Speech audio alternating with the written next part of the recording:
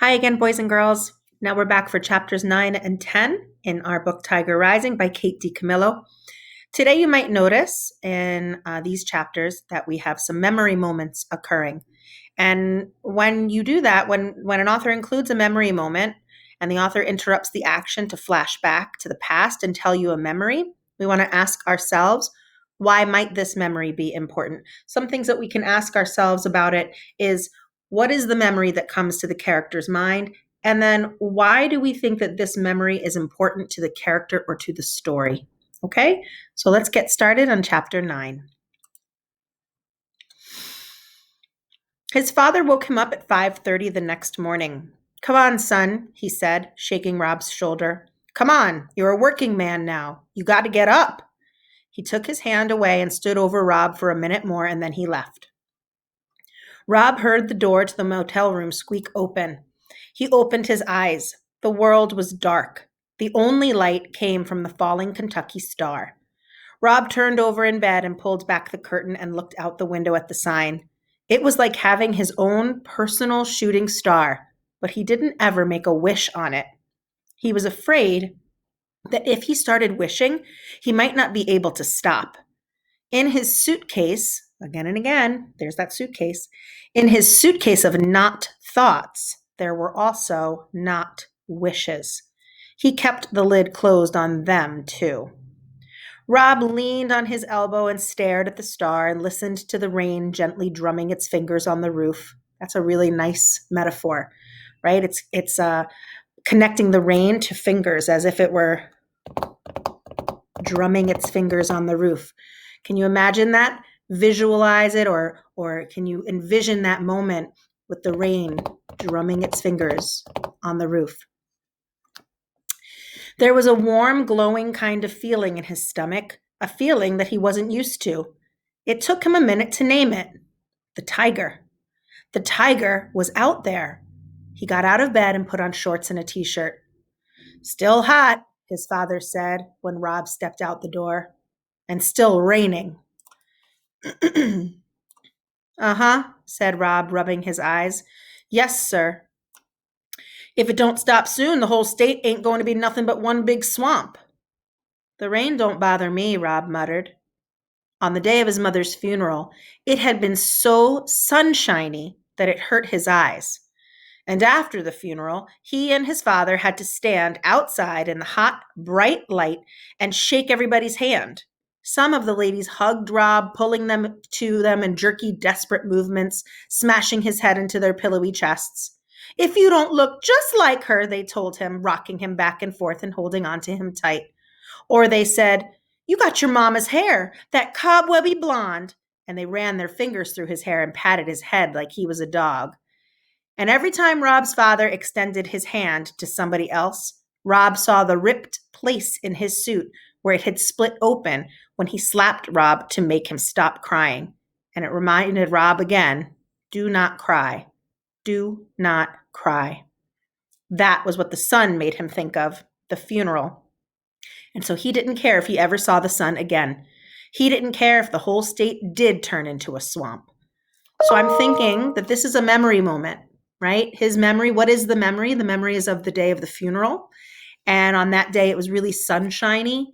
And we realized that as he was standing in the sun, he saw his father's ripped suit, the rip from where he had slapped him to make him not cry. And I think that if I think that this is important because it sort of maybe shows again another memory of his mom and maybe why he doesn't really seem to like his father, or it kind of goes into why he and his father can't seem to get along as well as we would like. So that memory moment is important, and not only tells us why he likes the rain, but it also kind of gives us a little bit of a glimpse into the father and son relationship. His father stood up and went back into the motel room and got himself a cup of coffee and brought it back outside. The steam rose off of it and curled into the air. "Now that I'm a working man," Rob said shyly, "could I drink some coffee?" His father smiled at him. "Well," he said, "I guess that'd be all right." Rob went inside and poured himself a mug of coffee and brought it back outside and sat down next to his father and sipped it slowly. It tasted hot and dark and bitter. He liked it. All right, his father said after about 10 minutes. It's time to get to work. He stood up. It wasn't even 6 o'clock. As they walked together alongside the back of the motel to the maintenance shed, his father started to whistle Mining for Gold. It was a sad song he used to sing with Rob's mother. There's another memory moment, boys and girls. Her high, sweet voice had gone swooping over his father's deep one, like a small bird flying over the solid world.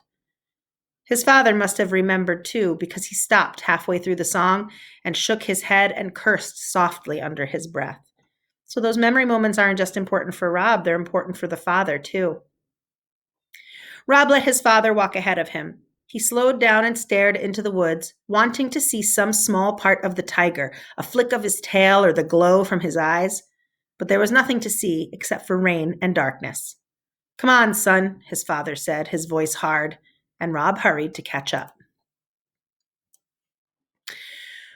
Chapter 10. Rob was sweeping the laundry room when Willie Mae, the Kentucky Star's housekeeper, came in and threw herself down in one of the metal chairs that were lined up against the cement block wall. You know what? She said to Rob. No, ma'am, said Rob. I tell you what, said Millie Mae. She reached up and adjusted the butterfly clip in her thick black hair. I'd rather be sweeping up after some pigs in a barn than cleaning up after the people in this place. Pigs at least give you some respect. Rob leaned on his broom and stared at Willie Mae. He liked looking at her. Her face was smooth and dark like a beautiful piece of wood. And Rob liked to think that if he had been the one who carved Willie Mae, he would have made her just the way she was, with her long nose and high cheekbones and slanted eyes. What you staring at? Willie Mae asked. Her eyes narrowed. What you doing out of school? Rob shrugged. I don't know, he said. There's that shrug again and again. He seems to shrug a lot. And I'm guessing the reason he shrugs all the time is because he doesn't really want to answer, or he doesn't want to admit, or he doesn't want to really think about it. Sometimes his shrug is a good defense mechanism. What you mean you don't know? Rob shrugged again. Don't be moving your shoulders up and down in front of me, acting like some skinny old bird trying to fly away. You want to end up cleaning motel rooms for a living? Rob shook his head. That's right. Ain't nobody wants this job. I'm the only fool Beauchamp can pay to do it. You got to stay in school, she said, else you'll end up like me. She shook her head and reached into the pocket of her dress and pulled out a single cigarette and 2 sticks of 8-ball licorice gum. She put one piece of gum in her mouth, handed the other one to Rob, lit her cigarette, leaned back in the chair, and closed her eyes. Now, she said. The scent of smoke and licorice slowly filled the laundry room. Go on and tell me why you ain't in school. On account of my legs being all broke out, said Rob. Willie Mae opened her eyes and looked over the top of her glasses at Rob's legs. She said after a minute. How long you had that? About 6 months, said Rob.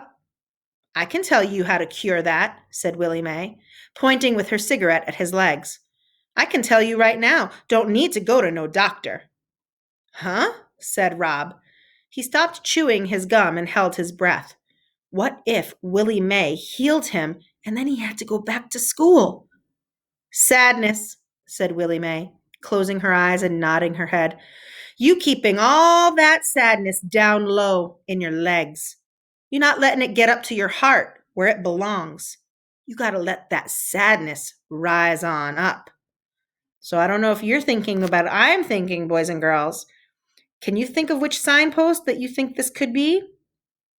If you're thinking words of the wiser, you're right. I definitely think this is a words of the wiser signpost. Listen to the words that Willie Mae says to Rob, and let's think about what she's trying to tell him. Sadness, said Willie Mae, closing her eyes and nodding her head. You keeping all that sadness down low in your legs. You're not letting it get up to your heart where it belongs. You got to let that sadness rise on up. And I'm thinking that these words are telling our character that he needs to feel his pain in order to get past the pain. And I think that this is going to somehow come back later in our story. I think these words are powerful and they're there for a reason. Oh, said Rob. He let his breath out. He was relieved. Willie Mae was wrong. She couldn't cure him. The principal thinks it's contagious, he said. Man ain't got no sense, Willie Mae said. He's got lots of certificates, Rob offered. They're all framed and hung up on his wall. I bet he ain't got no certificate for sense, though, said Willie Mae darkly. She rose up out of her chair and stretched. I got to clean some rooms, she said. You ain't going to forget what I told you about them legs, are you? No, ma'am, said Rob. What'd I tell you then? She said, towering over him. Willie Mae was tall, the tallest person Rob had ever seen. To let the sadness rise, Rob said. He repeated the words as if they were part of a poem. He gave them a certain rhythm, the same way Willie Mae had when she said them. That's right, said Willie Mae. You got to let the sadness rise on up. She left the room in a swirl of licorice and smoke. After she was gone, Rob wished that he had told her about the tiger. He felt a sudden desperate need to tell somebody who wouldn't doubt him, somebody who was capable of believing in tigers. Can't wait to read more with you guys next week.